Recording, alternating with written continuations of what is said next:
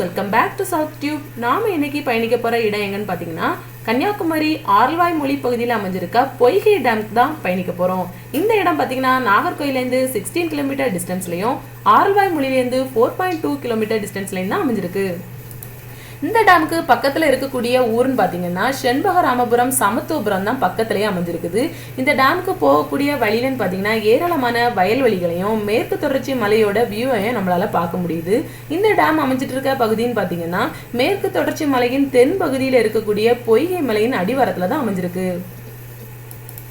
இந்த அணைக்கு போறதுக்கு முன்னாடியே அணையோட உபரி நீர் மறுக்கால் கட்டமைப்பை நம்மளால பார்க்க முடியுது. அழகாவே ஸ்டெப்பா கட்டியிருக்காங்க. தண்ணி இருந்து இதை ஃபால்ஸ் மாதிரி விழுந்துச்சுன்னா இமேஜின் பண்ணி பாருங்க, பார்க்கறதுக்கு அவ்வளோ அற்புதமாகவே இருக்கும். இந்த டேமுக்கு மேலே வரைக்கும் நம்ம வெஹிக்கிள்லே போயிடலாம். நாங்கள் 4 வீலரில் போயிருந்தோம். அதனால கேட் க்ளோஸ் பண்ணி வச்சுருந்தாங்க. எங்களால் போக முடியல, நாங்கள் நடந்து தான் போக முடிஞ்சிச்சு.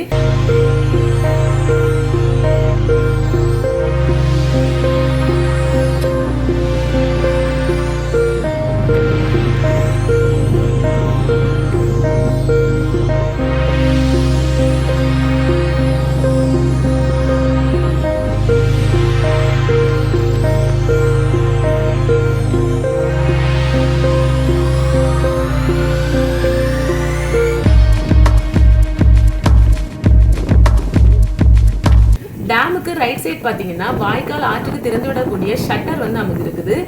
லெஃப்ட் சைட் பாத்தீங்கன்னா உபரி நீர் மறுக்கால் பாயக்கூடிய அந்த கட்டமைப்பு இருக்குது.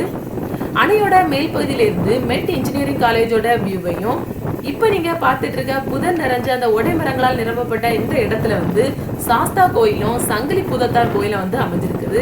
அது பக்கத்திலேயே பாத்தீங்கன்னா மலையை ஒட்டியபடி இருக்க விண்டு மில்ஸை நம்ம பார்க்க முடியுது. ரொம்ப அழகான காட்சியாவே இருந்துச்சு. அதிகமான காற்றை கூட நம்ம ஃபீல் பண்ணலாம். இங்க இந்த டேம் பாக்குறதுக்கு சின்னதா இருந்தா கூட 42 அடி ஆழத்தை கொண்டிருக்கு.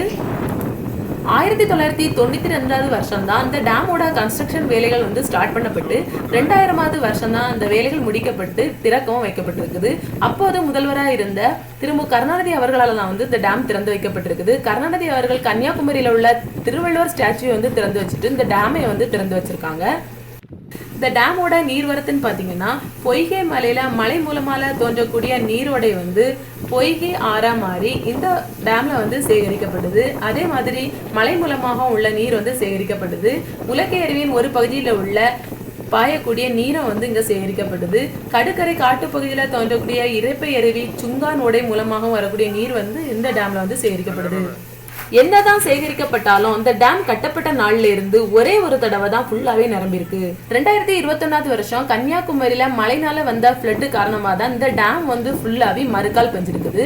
அது மட்டுமல்ல இந்த டேம் இதுவரைக்கும் வத்தினதே இல்லைன்னு கூட ஊர் மக்கள் சொல்றாங்க.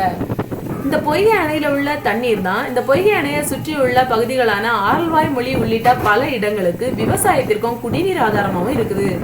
இந்த அணையிலேருந்து பெறப்படுற தண்ணீர் பாத்தீங்கன்னா வாய்க்கால் வழியாகவும் ஆறு வழியாகவும் இந்த அணையை சுற்றி உள்ள 16 குளங்களை நிரப்பி அதன் மூலமா 800 ஏக்கர்ஸ்க்கும் மேற்பட்ட விளை நிலங்களை பயன்பெறவும் செய்யுது.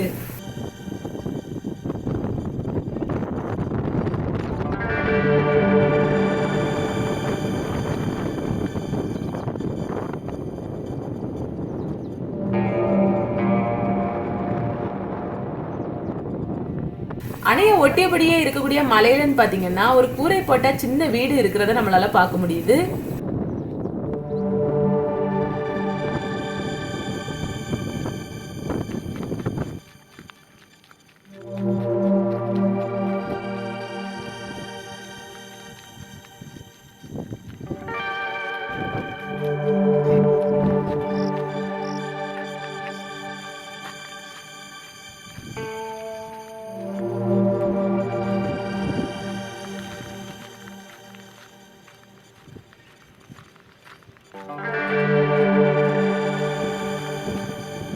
பார்த்துட்டு இருக்க இந்த சின்ன ஓடை வழியா தான் அணையில இருந்து ஷட்டர் மூலமா திறந்து விடப்பட்ட தண்ணீர் கால்வாய் மாதிரி போய் பாசனத்திற்காக குளங்கள்ல போய் ஃபில் ஆகுது.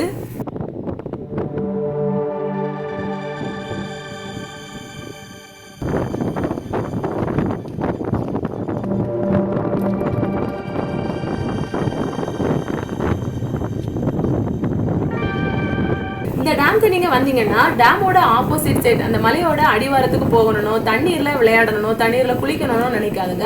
அவ்வளவா சேஃப் கிடையாது. ஏன்னு பாத்தீங்கன்னா அந்த உள்ளூர் மக்கள் வந்து சிறுத்தை, புலி, கரடி அப்படிங்கிற நிறைய அனிமல்ஸ் வந்து இந்த இடத்துல பார்த்ததா கூட சொல்றாங்க. 5 பேர்கிட்ட கரடி கிட்ட அடி வாங்கினதா கூட சொல்றாங்க. அதனால சேஃப் கிடையாது. நீங்க இந்த இடத்துக்கு வந்தீங்கன்னா தனியா வராம 2-3 பேர் சேர்ந்து வாங்க. மற்றபடி எல்லாமே ஓகே. பாக்குறதுக்கு அழகான வியூவையும் காத்தாடிகளோட சேர்ந்து காற்றோட சேர்ந்து அழகான சீனரியை நம்மளால பார்க்க முடியும். இந்த டேம்க்கு நிறைய வழிகளில் நீர்வரத்து வழங்கப்பட்டாலும் அந்த டேம் வந்து முழுமையா நிரம்பப்படுறது இல்லை.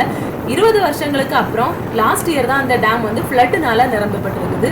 இன்னும் எத்தனை வருஷங்கள் ஆகும்னு தெரியல மறுபடியும் நிரம்புறதுக்கு. அதனால ஊர் மக்கள் சொல்ற வேண்டுகோள் என்னன்னு பாத்தீங்கன்னா,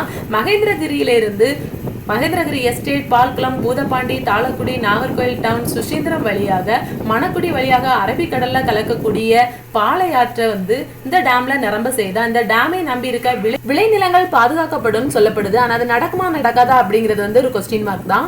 இந்த வீடியோ உங்களுக்கு கண்டிப்பா பிடிச்சிருக்கும்னு நினைக்கிறேன். இந்த வீடியோ பிடிச்சிருந்தா லைக் பண்ணுங்க, ஷேர் பண்ணுங்க, சப்ஸ்கிரைப் பண்ணுங்க.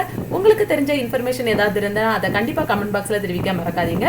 இன்னொரு வீடியோல சந்திக்கலாம். நன்றி.